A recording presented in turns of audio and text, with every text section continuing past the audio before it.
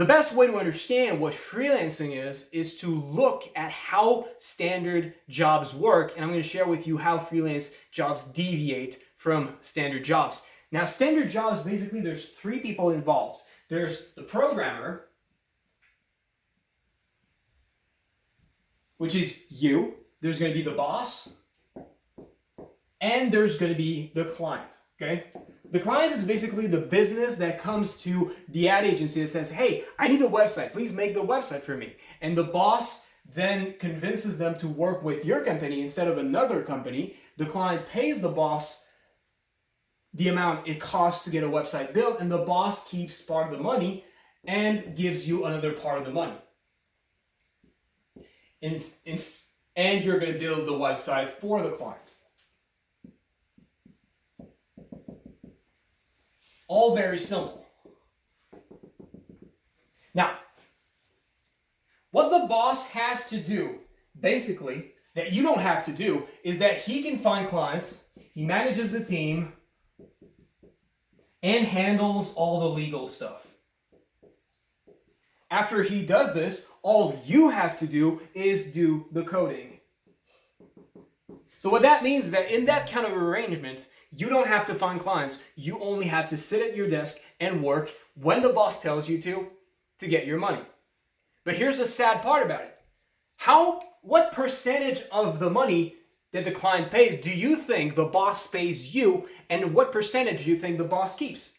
I remember working for people. I remember working for a guy. We worked at his home because it was cheaper for him than getting an office. And like the guy was getting new VR, he was getting new vehicles like every couple of months. He was getting new paintings in his house like every couple of weeks. It was like, I remember barely being able to fucking scrape by, barely able to pay my rent, because I was starting my career and I still had to pay for my expenses for my learning journey. And, I was seeing him like making all that money. And I was like, what the fuck? How is it that we're building websites for companies that pay us so much and I'm still struggling so much with my money? And I'm seeing this guy just buying new paintings every couple of fucking weeks, buying this new motorcycle, this new VR vehicle, all these fucking things.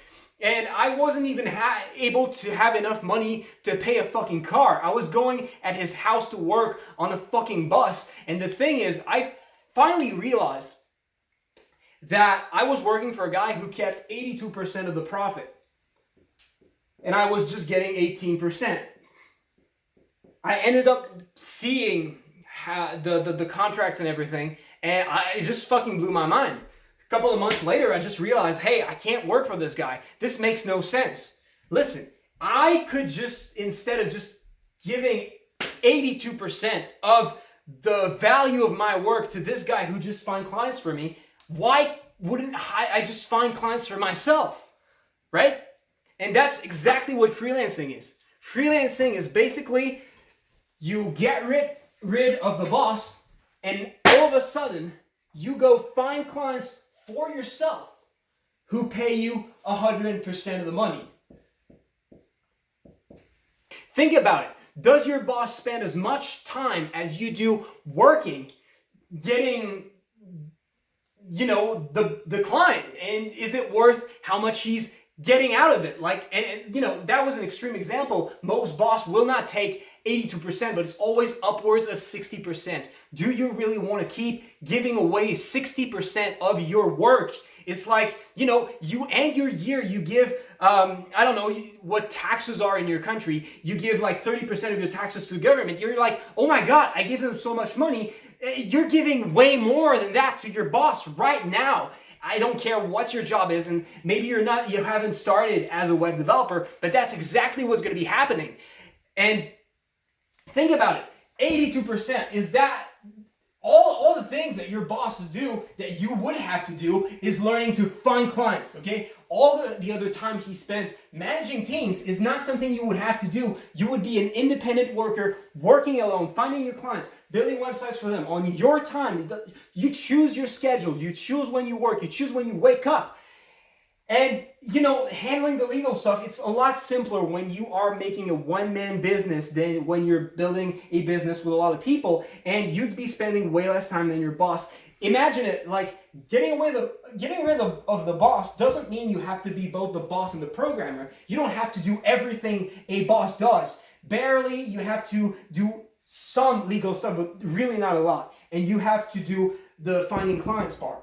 Okay? And that's something that can really be learned. How much time do you think the bosses really take to find clients? How much of their percentage-wise, like what percentage of the time they spend working is really in finding clients? Not a lot. Most of the time is on bloat that is not necessary if you're a one-man business. The handling of the team is a big fucking one. Just spending time learning with the client. Okay, what do you want, client? What can our business do for you? And the client telling them like, hey, this is what we need. This is what type of website we need. The boss like thinks about it, writes it down, goes explaining it to the programmer, and the programmer has questions. The boss has to answer questions. That's all bloat that you could not have to do if you were handling clients. This is just one of the things. Like all the handling of teams, all the wasted time in this, all the wasted money and time in buying office buildings and all that kind of thing is all stuff that you would not have to do not have to do if you're a freelancer. It's basically getting rid of the person that is not necessary in this equation and that is just taking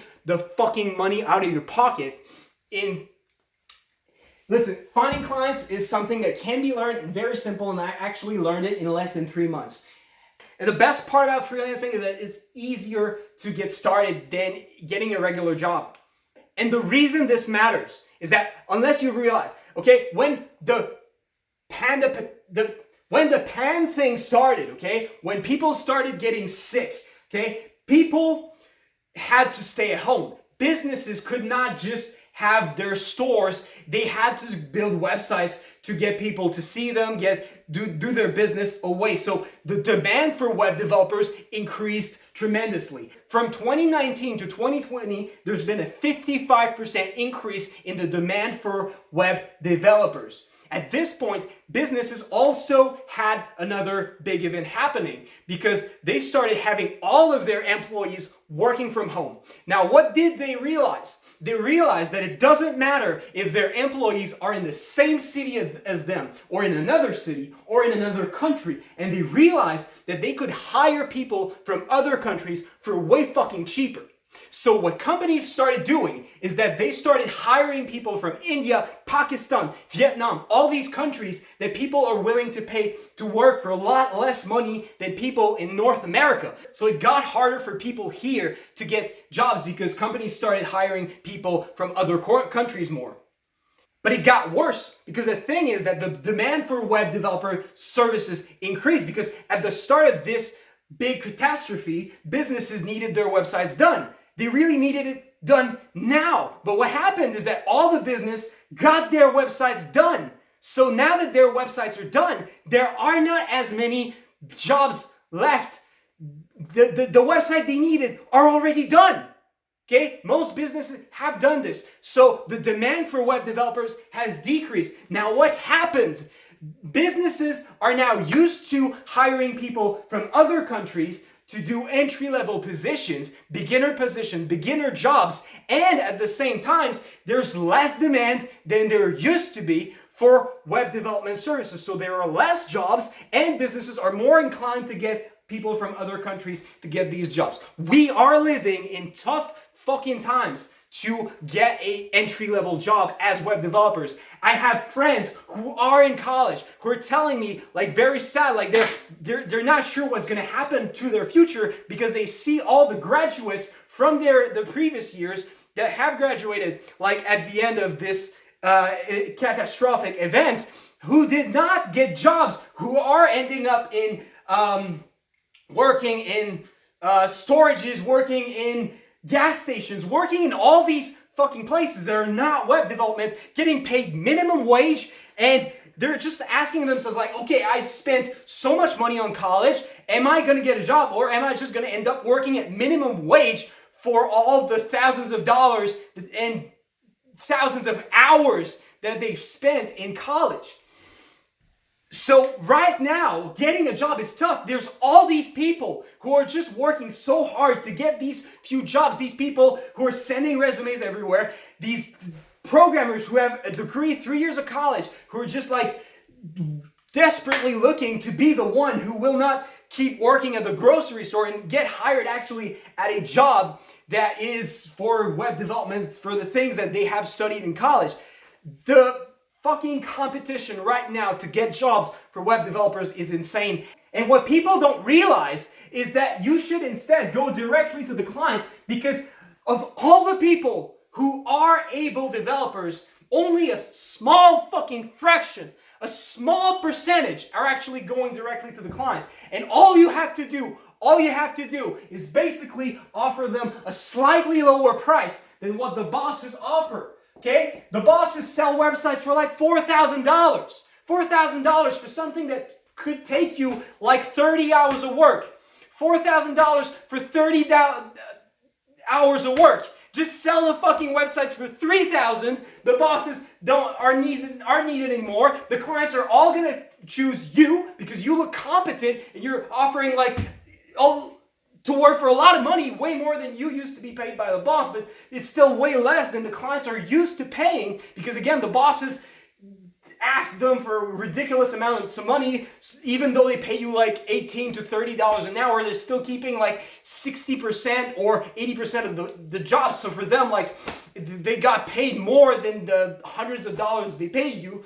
So it's so simple right now. And you people don't understand that all you have to do is basically hack away at these agencies who are just getting their programmers money and just charging clients extra money for bloat jobs that are not necessary, that you don't have to do. You could do a good job for these clients for cheaper while still making more than you would make as a web developer. Just fucking do it. Like, this is freelancing. This is why you should do freelance work. You just need to learn how to find clients. It's something that, again, I've learned in less than 3 months. It's something that I wish I could share with you my best tips on this channel. So just subscribe, and I'm going to share with you how to go through these tough times where it's fucking difficult to get jobs. Like, I'm doing this. The reason I'm doing these videos, this sequence, is because I have friends who are not able to find jobs right now. I want to help them,